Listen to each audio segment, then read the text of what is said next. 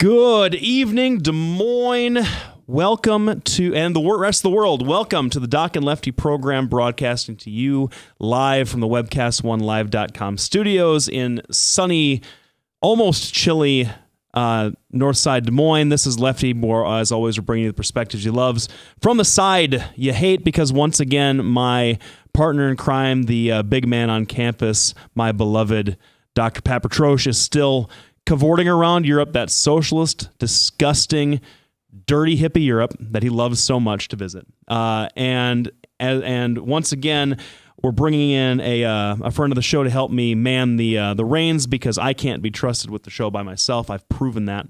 That's not just something that I've been told. I've demonstrated my lack of ability to run this thing by myself. Even though Maddie does a very capable job, and she could probably do the show much better without me here.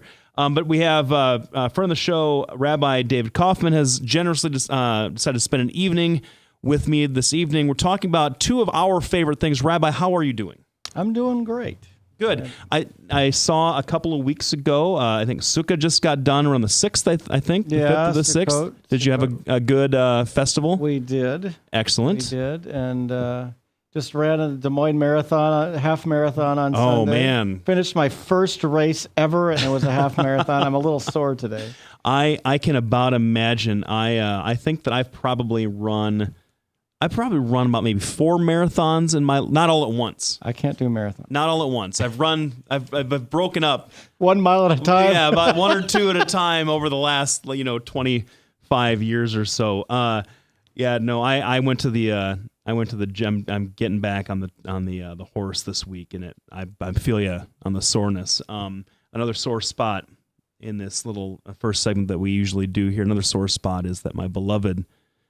First of all, I don't want any snark from you, because they're going to extend the olive branch here as best I can. I know you're a Cardinals fan. Yes. I know you're diehard.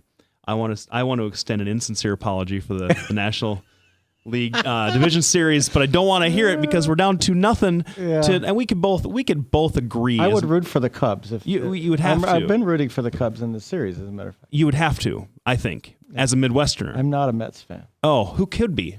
Except other folks not from the Bronx around New York, I suppose. I don't know, but it's tragic.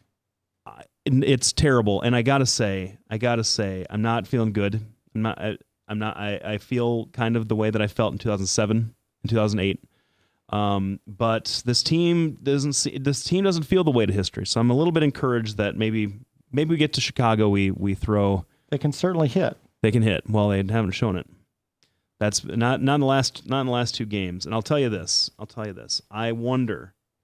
So I cut the cord a while ago. I don't have regular cable. I don't watch ESPN. I don't watch any of the other shows. And I haven't heard anything on the podcast I was listening to. But how many times that black cat run in front of Ron Santo in 1969 have they shown with the Cubs and the Mets and the NLCS over the... You know what? I don't want to talk about it anymore, because it'll just make me sad. And instead, I called you, and you were so nice to come in to talk about 2 of, I think, our favorite things, at least, and that's politics and religion, and how the two are, we're always told not to talk about politics and religion, and yet those 2 things, especially in this country, but really throughout history, have been about as intertwined as 2 things could possibly be.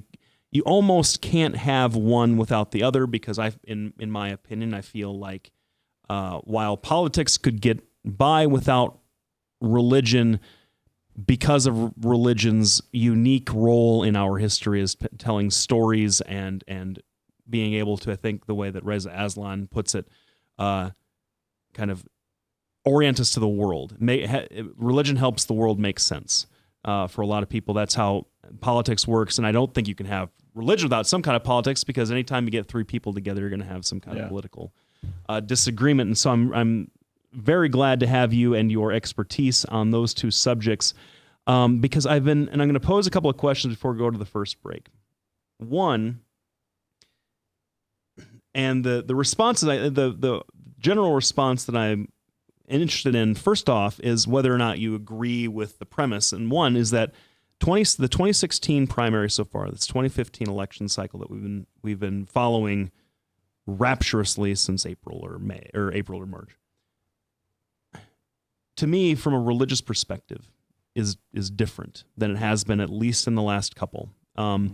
2000, you really saw an overt appeal to religion from the Republican Party that you hadn't seen as much with H.W. Bush and with Reagan a little bit, but not nearly as much. I think the 2000 election is where the moral majority really found somebody that can get behind, the Liberty Universities, those guys. But certainly not in 2008. Have we seen a year kind of quite like this with some of the statements and some of the attitudes that have been shown? Certainly not 2012. And I wanted to pick a smart person's brain about maybe what that's all about, maybe some causes, maybe I'm just crazy, I don't know. And then move from there into specific statements and different kinds of things that we've heard and whether or not those work politically. And then probably cap it off with a discussion about church and state, because while I don't think we'll ever be rid of it, I think that there are some folks out there that think that religion and politics, it's inappropriate to mix the two, that the function of the state is to act in one way, and the function of religion to act another way, and neither two shall meet. Well, we'll see.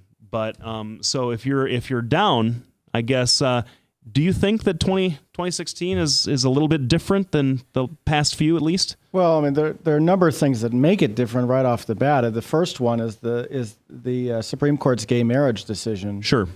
Significantly modified the discussion on the Republican side, I think. In fact, I think it's beneficial to the Republicans to have that issue off the table, because most Americans are in favor of same-sex marriage or same-sex unions, or at least something along those lines.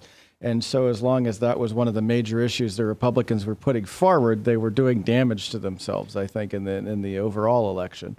And it hasn't been part of the discussion. But at the same time, I think because of what's going on in the Middle East, and the issue of ISIS in particular, there's this kind of evangelical Christian versus Muslim dialogue that's going on in some places, and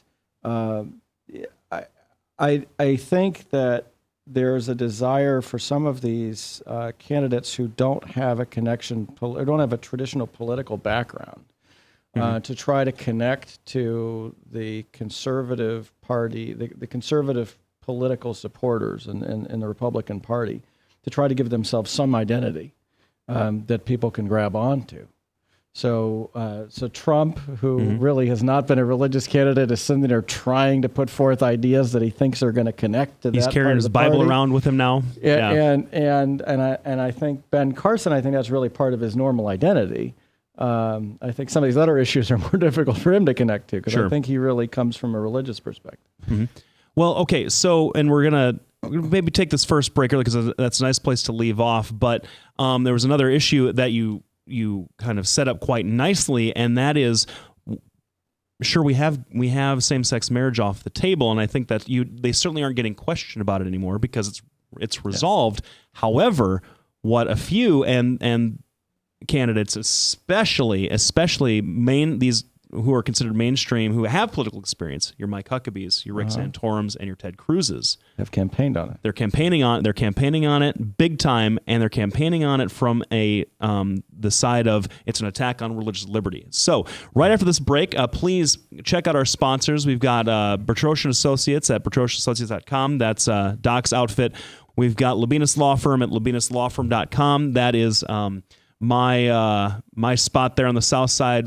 Please check out Halo Capital, Des Moines Interesterates.com, and Des Moines Anesthesia, probably the longest outside of Doc and I, because I guess we're the ones that do the show, but our longest sponsor of all time is Des Moines Anesthesia PC. You can reach them at 515-574-6442, handling pain management and a host of other issues related to surgery and things of that nature. So please, if you're having something along those lines that you need dealt with in your life, check them out. That's 515-574-6442. And as always, check out docandlefty.com.